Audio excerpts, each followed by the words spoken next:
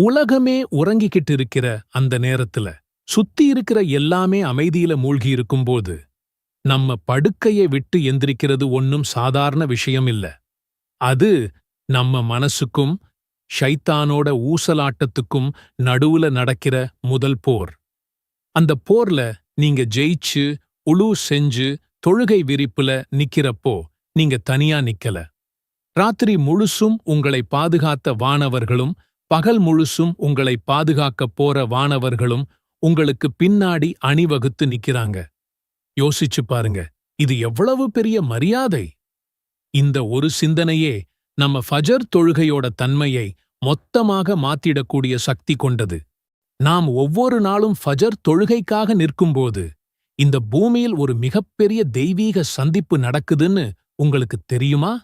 இரவையும் பகலையும் நிர்வகிக்கிற 2 மகத்தான வானவர் கூட்டங்கள் நமக்காக நாம இறைவனோட முன்னாடி நிக்கிற அந்த ஒரு தருணத்துக்காக ஒன்னு சேர்றாங்க. இது வெறும் கற்பனை இல்லைங்க. இஸ்லாம் நமக்கு கத்துக் கொடுக்கிற ஒரு ஆழமான ஆன்மீக உண்மை. அந்த அமைதியான அதிகாலை பொழுதில நீங்க உங்க கதகதப்பான படுக்கைய விட்டு ஸ்தாக்கும்போது நீங்க ஒரு சாதாரணமான வேலையைச் செய்யல. நீங்க ஒரு தெய்வீக நிகழ்வுல பங்கெடுக்கிறீங்க. அந்த நிகழ்வு உங்க நாள் முழுவதுக்கும் அல்லாஹ்வின் பாதுகாப்பையும் அருளையும் வாரி வழங்குது. ஃபஜர் தொழுகையோட இந்த ஆன்மீக உயரத்தை பற்றியும் உங்கள் மீது இறைவனின் கருணை எப்படி பொழியுது என்பதை பற்றியும் தான் நாம இன்னைக்கு விரிவாக பார்க்கப் போறோம். ஃபஜர் தொழுகையை மற்ற தொழுகைகளிலிருந்து எது தனித்துக் காட்டுகிறது தெரியுமா? அதன் பாங்கொலியில் ஒளிந்திருக்கும் அந்த ஒரு வாக்கியம்தான். அதை விட தொழுகை மேலானது. இது வெறும் தொழுகைக்கான அழைப்பு மட்டுமில்லை. இது ஒரு ஆழமான நினைவூட்டல். இந்த உலகத்தின் தற்காலிக சுகத்தை விட நம்மை படைத்தவனுடனான தொடர்பு எவ்வளவு உயர்ந்தது என்பதை உணர்த்தும் ஒரு அழைப்பு. ஏன் இந்த குறிப்பிட்ட தொழுகைக்கு மட்டும் இவ்வளவு முக்கியத்துவம்? ஏன்னா இந்த நேரத்துல எந்திரிக்கிறது மனுஷ இயல்புக்கு ரொம்பவே சவாலானது. கதகதப்பான படுக்கை, போர்வை, ஆழ்ந்த உறக்கம்னு எல்லாமே நம்மள இழுத்துப் பிடிக்கும்.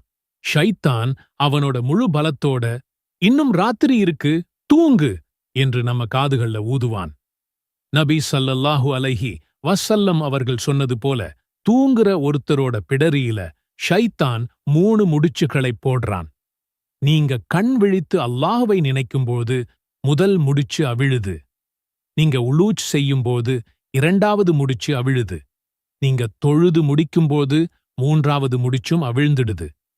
அதுக்கப்புறம் பாருங்க, உங்க நாள் சுறுசுறுப்பாகவும் மன அமைதியுடனும் தொடங்கும். இல்லைன்னா சோம்பலும் குழப்பமுமாதான் அந்த நாள் விடுகிறது. அப்போ பாருங்க, ஃபஜர் தொழுகை என்பது சும்மா ஒரு வணக்கம் இல்லை. அது நம்ம நாள் எப்படி அமையப்போகுதுன்னு தீர்மானிக்கிற ஒரு சக்தி வாய்ந்த தொடக்கம்.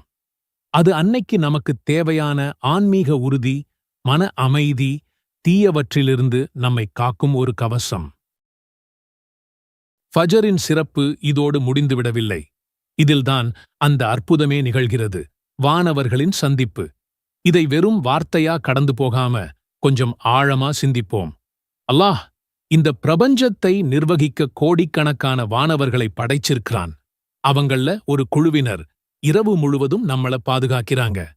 இன்னொரு குழுவினர் பகல் முழுவதும் அந்த பணியைச் செய்ய வராங்க. இந்த 2 வானவர் படைகளும் சந்திக்கிற நேரம் 2. ஒன்னு அசர் தொழுகை, மற்றொன்று ஃபஜர் தொழுகை. நபி ஸல்லல்லாஹு அலைஹி வஸல்லம் அவர்கள் இந்த அற்புத நிகழ்வை பற்றி இப்படி விளக்கினாங்க. இரவு மற்றும் பகல் பணிக்காக நியமிக்கப்பட்ட வானவர்கள் உங்களிடம் மாறி மாறி வந்து செல்கின்றனர்.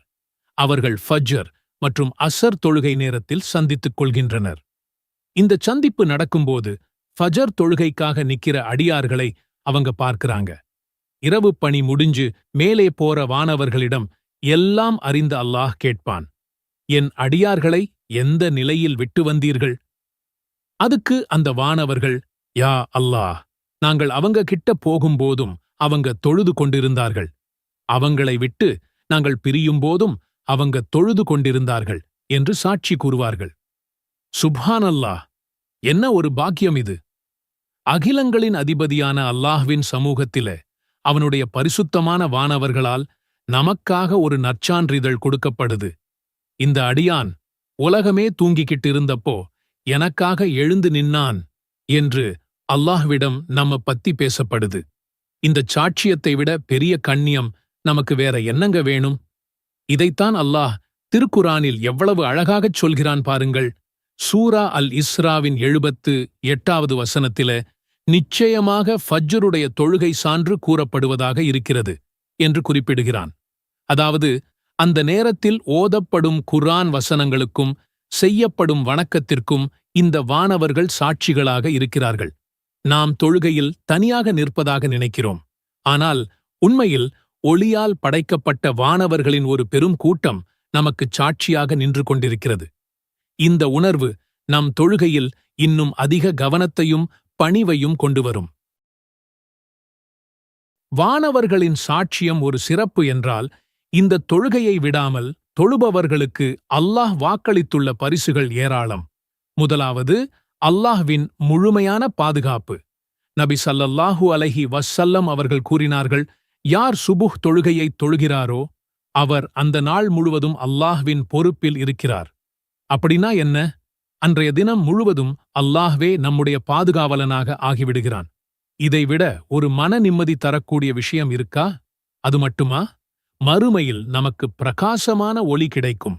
அந்த நாளில் சிராத் பாலத்தை கடக்கும்போது எங்கும் இருள் சூழ்ந்திருக்கும்.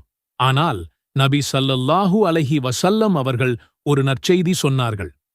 யார் அதிகாலையின் இருளில் பள்ளிவாசல்களை நோக்கி நடந்து செல்கிறார்களோ அவர்களுக்கு மறுமையில் முழுமையான ஒளி கிடைக்கும் என்று நற்செய்தி கூறுங்கள்.